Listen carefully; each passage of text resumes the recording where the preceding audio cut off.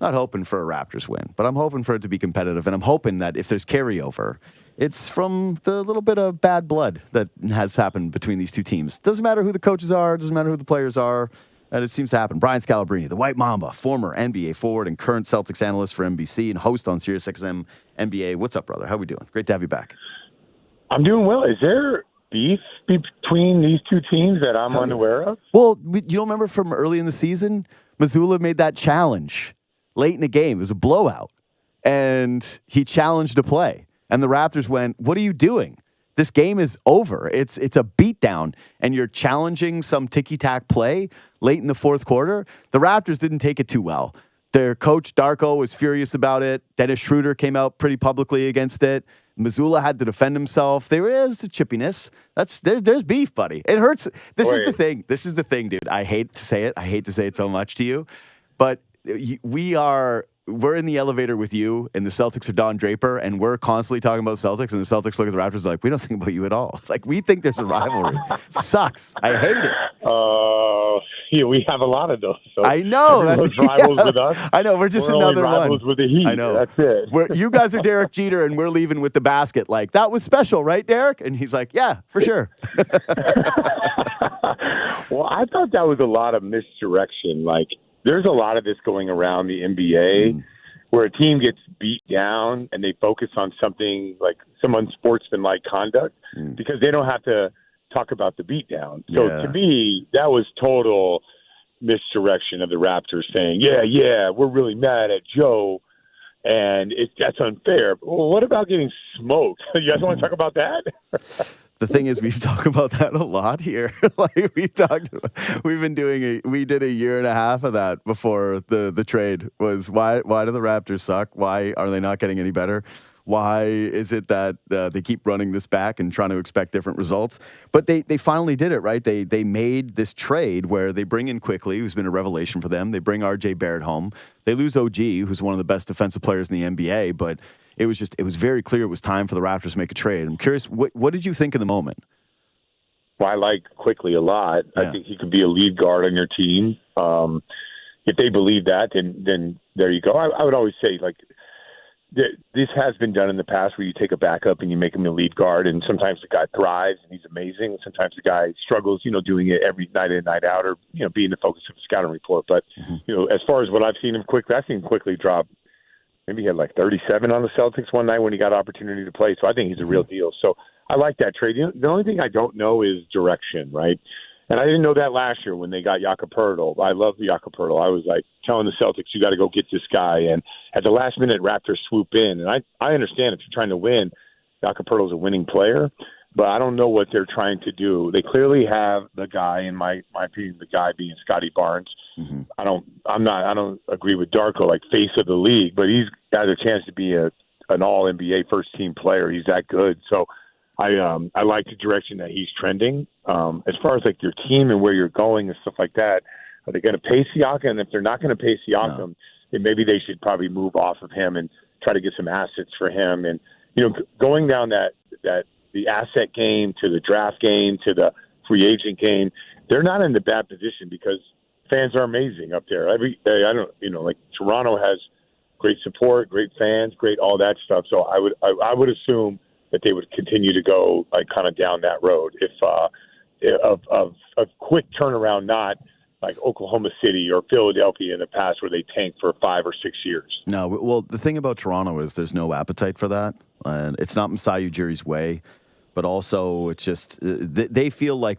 staying competitive is the better way to build, and I think that's going to be the way with Scotty Barnes. Is they're going to be too good to be a tanking team, and up here, I don't know. It doesn't seem to. It doesn't seem to be even a possibility of the way they're going to do moving forward. It's like rebuild on the fly. Can I just clarify that a little bit? So you take your parts, right, mm-hmm. and you say like Siakam, Poeltl, whoever. You get as many assets as you can, and then you trade for a star player. Because I believe, like if you're Oklahoma City and you got 17 first-round draft picks and you trade for a star player, there's no guarantees that star player is going to sign back. 100%. I know. I understand the Kawhi Leonard situation. I'm sure you guys are scarred from that, but he's like a different dude. Mm-hmm. Most guys in the NBA, when they go to Toronto, I think nowadays, and they and they get traded there and they have a chance to make a lot of money, I do believe that they would re-sign there. So I don't say tank. I say like kind of sell off your assets for like picks and stuff like that, and go out there and look for a guy that you feel like you could build. You don't have to build around him. If Quickly and Barnes are the guy, you could trade for another third piece, and that's maybe better than what you currently have. Yeah, I think that's what's really interesting about where they're at right now is it's not about winning. I think a little bit of bloom is going to come off the rose on this trade if they continue to lose, right? They've lost 3 straight, and they had a valiant effort against the Clippers, right? And they got jobbed by the officials. That's what led to that rant. And then everybody else focused on the face of the league thing. It was like, how about we focus on the free throw discrepancy? And that LeBron cries about the refs every single night. And then it goes his way. And he's like, the refs are amazing. They were so good. Guys, have you seen the refs? He's amazing. LeBron is truly amazing for sports radio. But just imagine it went the other way. Every day. Imagine that the free throws went the other way. And I think his quote was, I feel like they fouled and we didn't. And I feel if he would have lost, his quote probably would have been, so are you telling me that we fouled and they didn't? That would have been the LeBron quote. So incredible stuff from him. But yeah, if the Raptors lose to Celtics tonight, that's 4 straight losses. And then they've got the Heat coming up. So it's going to be tough to see them start to stack wins together. But man, if they can figure out the right trade for Siakam, that will be the big game changer now for the franchise moving forward, because it's clear they have Barnes. We might have something here in Quickly, right? There's flashes of a guy that could be a guy. Like you said it, everybody seems to love him. He comes into your building and you go, damn, that guy seems like he should get more burn. That guy feels like he should get more of the ball. But they had Brunson. He was buried. He had to do it. The question is, all right, they're going to move off Siakam. That's everybody's saying it. Chris Haynes actually recently just said that it feels imminent to him. There's been a couple of different suitors. Dallas feels like they're in the mix. The Golden State Warriors are looking to make a change. I'm going to ask you just from the NBA standpoint, who would you like to see Siakam go to? Like, what's the team right now out west? Because that's what it sort of feels like. Is Sacramento, Dallas, Golden State, Western teams. Maybe Indiana here, but to me, I don't know. That feels a little too premature for them. Who's the team that you'd really like to see Siakam go to? I mean, the Indiana thing is only interesting because of Benedict Mathurin. I don't know if they'll move off Benedict Mathurin, but if he's a Canadian guy, and I think he's a stud, like an absolute stud, right? And I think it's only a matter of time before he's the one that's figuring it out, right? Like we just talked about Quickly. But outside of that, like I think Dallas would be the team that I could see Siakam going to, because Siakam has a great mindset for the NBA from this standpoint. Like, whether he is as good as those other guys or not, he believes that he is, and he plays like he is, and he believes that he should be successful like a Luka Doncic or a Kyrie Irving. So I think to be around those type of guys, you've got to have a mindset like that. So Dallas would be the one where I think that he can actually move the needle. Now, if they have things that you guys are interested in or not, I don't know.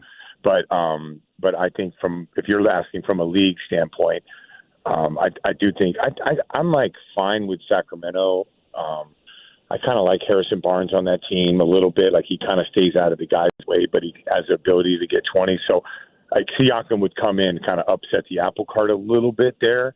But I think Dallas needs a little upsetting of the apple cart, if you would say. So I think if any team out there, if I was the Mavs, I'd be aggressively going after Siakam. Yeah, I'm with you. I like Siakam's fit with Dallas the most.